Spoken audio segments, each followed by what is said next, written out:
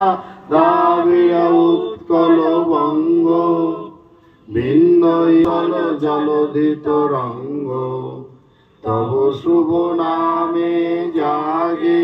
21শে জুলাই শহীদ দিবসকে ঘিরে চূড়ান্ত প্রস্তুতিতে তৃণমূল কংগ্রেস। সোনারপুর দক্ষিণ বিধানসভা কেন্দ্রের উদ্যোগে অনুষ্ঠিত হল বিশেষ প্রস্তুতি সভা।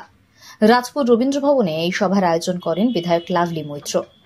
প্রতি বছরই 21শে জুলাইয়ের সমাবেশ ঘিরে দলীয় কর্মীদের মধ্যে দেখা যায় উৎসাহ আর উদ্দীপনা।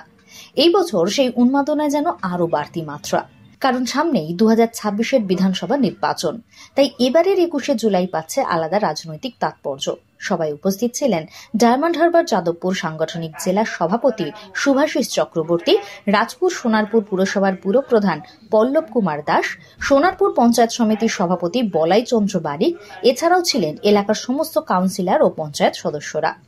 সভায় নেতানেত্রীরা তুলে ধরেন শহীদ দিবসের আদর্শ ও আগামী দিনের রাজনৈতিক কৌশল।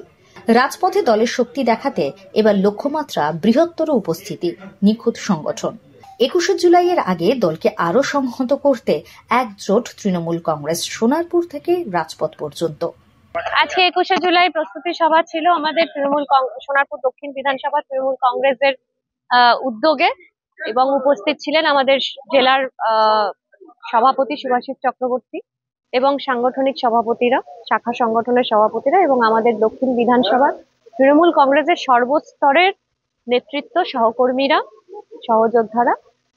21শে জুলাই আমাদের কাছে একটা আবেগ, যারা তৃণমূল কংগ্রেস পরিবারের সদস্য তাদের কাছে একটা আবেগ। এবং 21শে জুলাই প্রত্যেক বছর আমরা ধর্মতলায় যাই সেই 13 জন শহীদের স্মৃতির উদ্দেশ্যে শ্রদ্ধা জানাতে এবং আমাদের নেত্রী মমতা বন্দ্যোপাধ্যায় তার কথা শুনতে, আমাদের যুব নেতা অভিষেক বন্দ্যোপাধ্যায়ের কথা শুনতে। এবং প্রত্যেকবার এই 21শে জুলাই দিনটাকে আমাদের তৃণমূল কংগ্রেস সমর্থিত যারা আছেন, আমাদের তৃণমূল কংগ্রেস কর্মীরা, তারা এই দিনটাকে ঐতিহাসিক দিনে পরিণত করে এবং প্রত্যেকবারের রেকর্ড ব্রেক করে।